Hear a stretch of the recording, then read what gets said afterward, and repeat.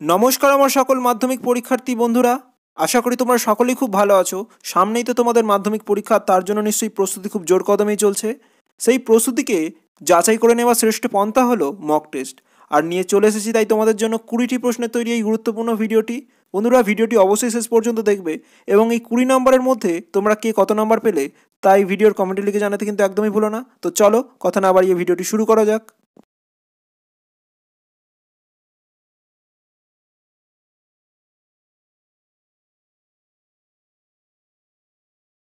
প্রথম প্রশ্নে আসছে, দেখো, কাকে দেখে তপনের জ্ঞানচক্ষু খুলে গিয়েছিল?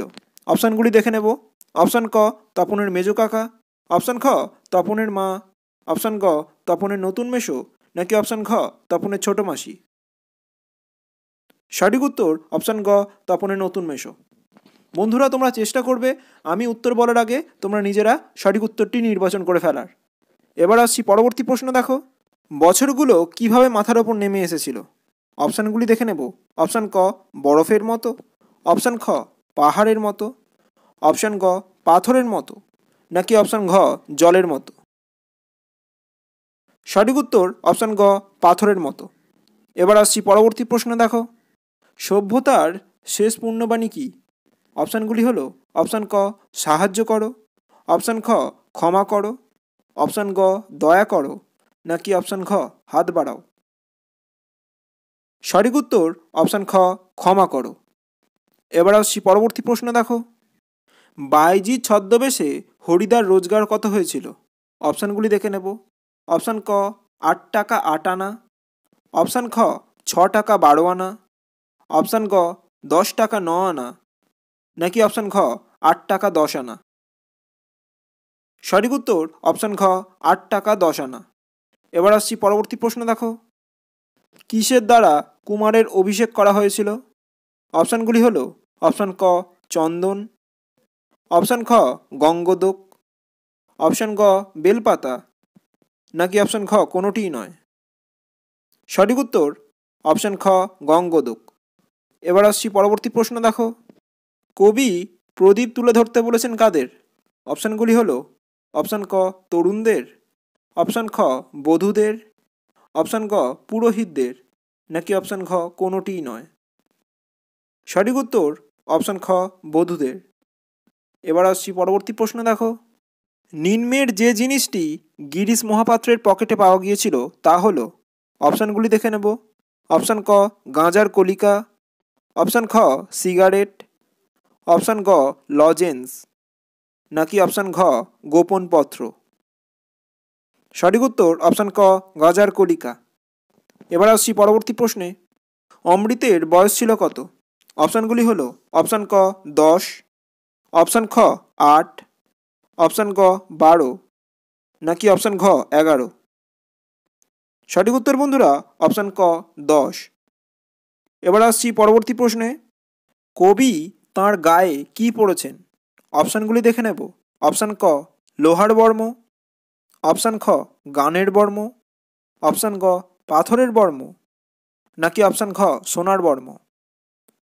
সঠিক উত্তর অপশান খ, গানের বর্ম। এবার আসছি পরবর্তী প্রশ্নে। দেখো বন্ধুরা, নদের চাঁদের বয়স কত ছিল? অপশানগুলি দেখে নেব। অপশান ক, 30। অপশান খ, 31। অপশান গ, 40। নাকি অপশান ঘ, 41। সঠিক উত্তর বন্ধুরা অপশান ক, 30। এবার আসছি পরবর্তী প্রশ্ন। দেখো, পরিভাষা সমিতি স্থাপিত হয়েছিল কবে? অপশানগুলি দেখে নেব। অপশান ক, 1934 সালে। অপশান খ, 1935 সালে। অপশান গ, 1936 সালে। নাকি অপশান ঘ, 1938 সালে। সঠিক উত্তর অপশান গ, 1936 সালে।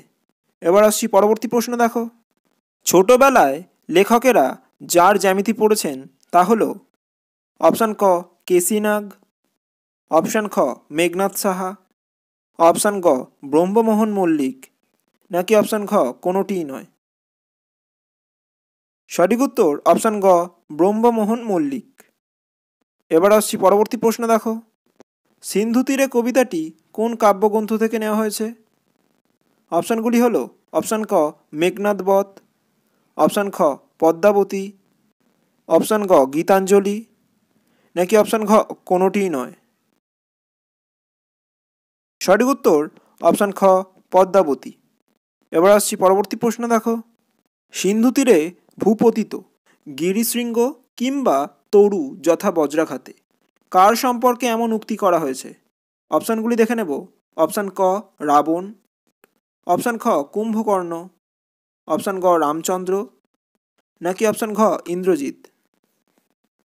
সঠিক উত্তর অপশান খ কুম্ভকর্ণ। এবার আসছি পরবর্তী প্রশ্ন দেখো।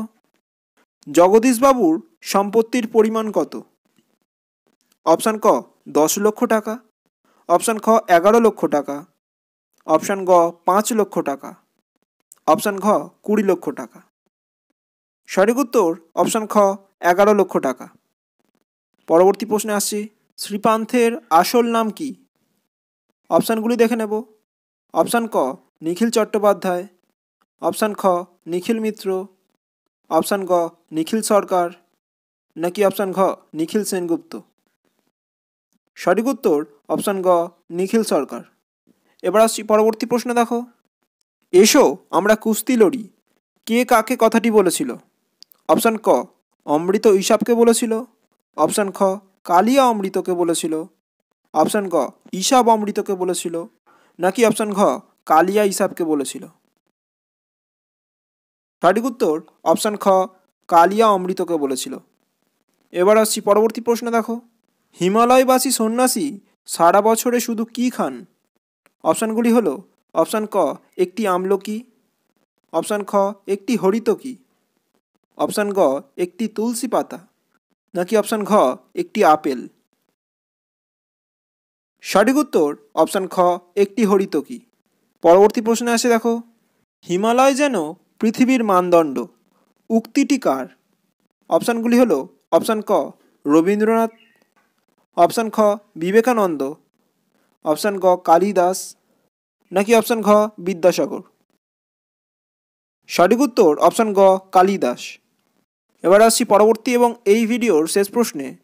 অদল বদল গল্পটি বাংলায় তর্জমা করেন কে? অপশানগুলি দেখে নেব। অপশান ক নবারুণ ভট্টাচার্য, অপশান খ নবনীতা দেবসেন, অপশান গ অর্ঘ্যকুসুম দত্তগুপ্ত, নাকি অপশান ঘ রাজশেখর বসু? সঠিক উত্তর অপশান গ অর্ঘ্যকুসুম দত্তগুপ্ত। বন্ধুরা আজ এ পর্যন্তই। এই 20 নম্বরের মধ্যে তোমরা কে কত নাম্বার পেলে তা এই ভিডিওর কমেন্টে লিখে জানাতে কিন্তু একদমই ভুলো না। ভিডিও ভালো লাগলে অবশ্যই এক্ষুনি একটি লাইক করে দেবে, আর তোমার নিজেদের বন্ধুদের মধ্যে পাঠিয়ে দেখে নাও যে তারা তোমার থেকে প্রস্তুতিতে কতটা এগিয়ে বা পিছিয়ে রয়েছে। আর চ্যানেলটিতে নতুন হলে সাবস্ক্রাইব করতে কিন্তু একদম ভুলবে না। দেখা হচ্ছে পরের ভিডিওয়, ততক্ষণ সুস্থ থেকো, সাথে থেকো, নমস্কার।